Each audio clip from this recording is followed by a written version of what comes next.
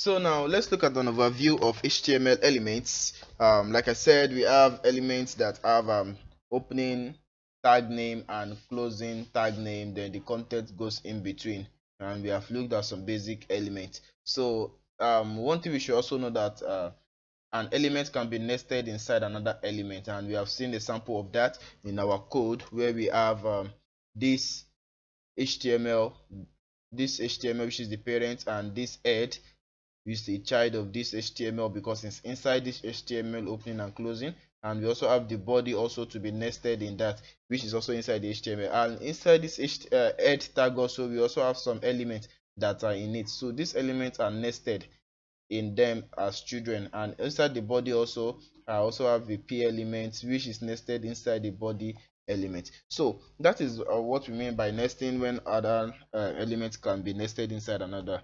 Then we have these elements such as body. We have the one of heading and paragraph.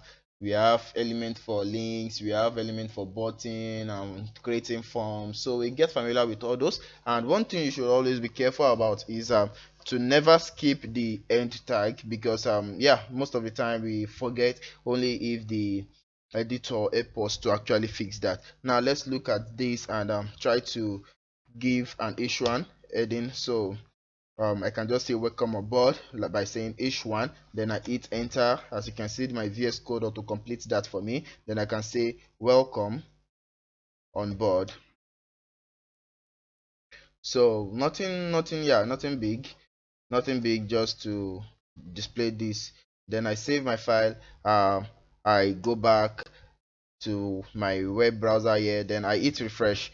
Yeah, welcome on board. As you can see, it is very bold because I use an h1. I don't have to do any styling because the web page already know how to display this content in the web page. So because I've written it in h1 tag, so it displays it the way it's supposed to be. Then here the paragraph text that I still have that I use. So now let's just try to erase this, maybe yeah, intentionally in this case, because yeah, I actually know. Then you save your file and go back to your web page. You either hit refresh or you hit F5.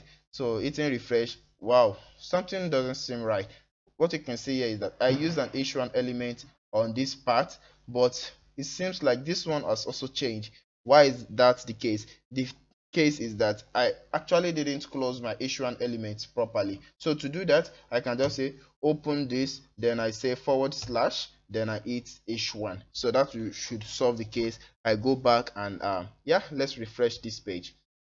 Now everything is back to normal. So one thing you should not always forget is that do not forget the closing tag name for the element. So one thing again is that these elements are not case sensitive. I can have capital H, and yeah, I can also have capital H. That will not change anything. I save my file and I go back, I refresh. Yeah, nothing happened because everything still worked fine. But conventionally, you should stick to using lowercase in our tag name so that yeah, everything could go, especially when you're working with people or you have a team that you're actually working with, so that everything will just be looking the same. You're following the same principle. So the next thing we are going to be looking at here is that we have the empty element like we have seen earlier, and I've explained the fact that HTML is not case sensitive. So capital P is the same as P, but it is not recommended. So the one that is recommended by W3C is lowercase. So that's just it. And you can read more on all those stuffs like the HTML body and h1 to h6, which defines the HTML heading. So the next thing we can look at here is the attributes. So the attributes provide additional information about HTML elements. That is when we are using like a link here. So HTML attributes are always inside a link, inside an element, but in between the opening tag name, such as I just have my opening angle bracket with the tag name. Then before I close the angle bracket, I have something written here which is having a a property and a value here, which is okay, href assign this value to href, but this value is written in code such as string. So yeah, it says all HTML elements have attributes. Attributes provide additional information about that element, and attributes are always specified in the start tag. Yes, you cannot do that in the end tag here. Then it says attributes usually come in name value pair. This is the name and the value, so just like you have a name, then the value that you want to actually access using that name. So example is the A that we have actually looked at here, which is the link, which we use in creating a link like we have here. If I hit on this, this is a link that takes me to another web page. So that, how do we create that? We use the A tag. You'll get familiar with that in subsequent video. And the source attribute also, we have various attributes. We're only going to be mentioning a few here. We have looked at the href attribute. Then here we have the source attribute also. This source attribute is used on an image element. So image tag is used to embed an image on the web page. So the source attribute specify the path to the image. That is where the image is coming from. That is the location of the image in that web page. So here I have the image tag, and image tag here does not have closing parentheses, just the attribute there and the value of that attribute, which is the name of that image or the location of that image. So there are two ways to specify the URL in source attribute. We can use absolute URL, and we can use relative URL. Absolute URL is the one that links to an external image that is hosted on another website. Like if I should go online and get an image, I can just copy the link of that image and paste in this source here. I can just say okay, is equal to that image. But using relative URL, here URL does not include the domain name. It does not include the domain name. So if the URL begin with a slash, it will be relative to the current page. Example, like what we have here, image. So it's relating to the current page. If the URL begin with a slash, it will be relative to the domain. So that's just what we have in this fact there. So the width and height attribute also can be used on an image to define the width and the height of that image. And the alternate, that is the ALT, the alternate attribute, is used to specify that text that will be displayed if the image cannot be displayed due to some reason.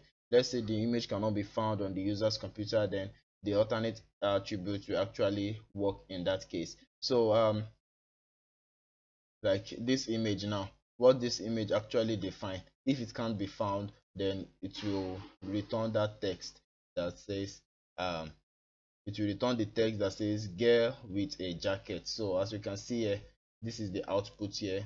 There's a lady here with a jacket, and yeah, that's just it. So if this image could not be displayed, then that is the text that will be displayed. Let's try to make an error here. Okay, we don't have to do that, right? So if that is not the case, then the text will be displayed. I'm just trying to explain some of this part because we will still be working with them when we get to those parts in our discussion. So let's see the output here when the image cannot be found. As you can see, it shows that there is an image that's supposed to be here, but the text that is displayed in this case is what? Girl with a jacket. Because image typo, that means you are not giving the image name where the image is actually. So here we have girl with a jacket that is displayed to the screen. Going back to our material, we have the style attribute also, which is used in defining the style. Like yes, style, then the color should be red. As you can see here, I say okay, p style, then I said set the color to be red, and that's why this text here is showing a red. And yeah, we have various things that we can actually do with attributes. Then we have the lang attribute, which determine the language that we are going to be using, and we have seen an example of that in our HTML, which determine the language that is using, and here it's using the English language.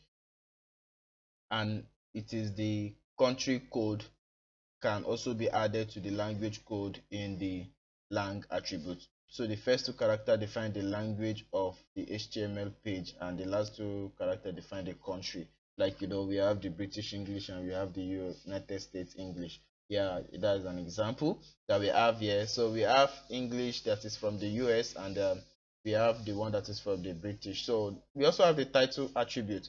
In my P, title attribute defines some extra information about an element.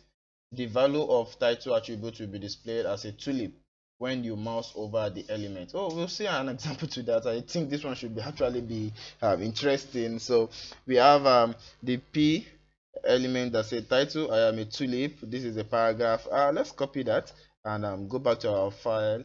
Yeah, we paste by saying Ctrl V, and as you can see, uh, the tag name, then inside it we have the title, then we have the closing angle bracket for the first tag name, then we have the content of that element, then we have the closing tag name. So this that says I am a tulip, so I want to see what that will actually be or what it will look like. So I come back here and I refresh my page.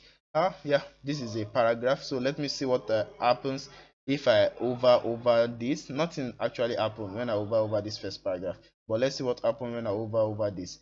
Nothing also actually happened, but as you can see, it will give a tulip that says I am a tulip. As you can see below, I am a tulip, because that's what is written there. And if I over this, nothing happened, but here it says I am a tulip. So title is also used in giving additional information about the a particular element when you mouse over it. That means when your mouse is over that element. So you should always use lowercase attributes, because that is what is recommended by W3C. And so we always quote attribute value using HTML standard does not require quotes around attribute values, but it is always recommended that you quote them for stricter document type like XHTML. So if I leave my code this way, it's not actually bad, but it's very bad actually. So yeah, we have the one that yes everybody actually uses, because yeah, by convention most programmers use this and make sure that it is in quotation, that is in quotes. An example of this is that sometimes you have to use quotes. This example will not display the attributes correctly, so there are sometimes you have to use the quotes because it will not display the attributes correctly. As you can see, the space in between this and this is supposed to be the this is supposed to be a tulip, right? But as you can see, since there's space in between, it couldn't group them together and display it correctly the same way we want. So it is actually a very good idea to always use quotes around that. And it says double quotes around attribute value are the most common in HTML. Yeah, by default, even if I want to type anything out, it is double quotes that it will bring. And in some situation when the attribute value itself contain double quotes, it is necessary to use single quote. Let's say for instance here I want to say John shotgun. Shotgun should be in quotes, yes, and Nelson. So I want to group this text together because everything that I'll be having should be in quotation. Since I've used double quotes here, it's advisable I use single quote here so that it won't break the text. And if I should use single quotes in, I should use double quotes outside so that it won't break the text. That is what I mean by vice versa. So the summary of everything that we have actually looked at at this point is we have looked at the href attribute that goes with the a element, that is the link, and we have looked at the source attribute that goes with the image element, that is the path, that is the where the image can be found. And we have looked at the width and height attribute of image element also, that define the size of that image. And we have looked at the alternate attribute, which define the alternate text that will be displayed only if the image could not be rendered to the web page due to some reason. Then we have also looked at the style element, which can be used on any element that we can find ourselves using on the web page to define a styling structure used to give color, font size, and more. Then we have the lang attribute, which we have seen in our HTML tag here, which defines the language of that web page. And we have the title also that defines some extra information about an element. That's the tulip. So an exercise for you, what you should look at is add a tulip to the paragraph below with the text about W3 School, and as you can see, W3 School is already written in code. So what should be, what will be here? I'll give you some seconds to pause this video and actually go into this and tell me what will be there, and come back and see the output as I will put that in that part now. So welcome back. What I'll put there is the title name. Yeah, this is the title, that is the attribute name. Then the value is now about W3 School. You can actually do that in your in your code when you actually writing HTML code. So let's just copy this alone and actually see what we have actually done. So I copy this, I go back to my page here, and under this I have a new paragraph text. Then inside I have this content that will be displayed. Then I want to create a title. I say title, but before that I give space in between. So now title, but the attribute, I hit enter. Then as you can see, the default is the double quote that is given. So I put whatever text I want to put, which is what about W3 School. So I can just copy this text without having to type it again and go back to where I have my file. I then now save my program. Since this is what I want a tulip about W3 School. I go back here and to my browser. Nothing seems to happen yet. Then I refresh my page. Now I have W3 School, and yeah, it's a web developer site. I over it and I see about W3 School. Here the text that is displayed is different. It says I am a tulip, and yeah, nothing is actually displayed because it doesn't have anything in as title attributes. So that will be all for this video. Thank you, and if this video has helped you up to some point, please like, subscribe, and share, probably with your friends.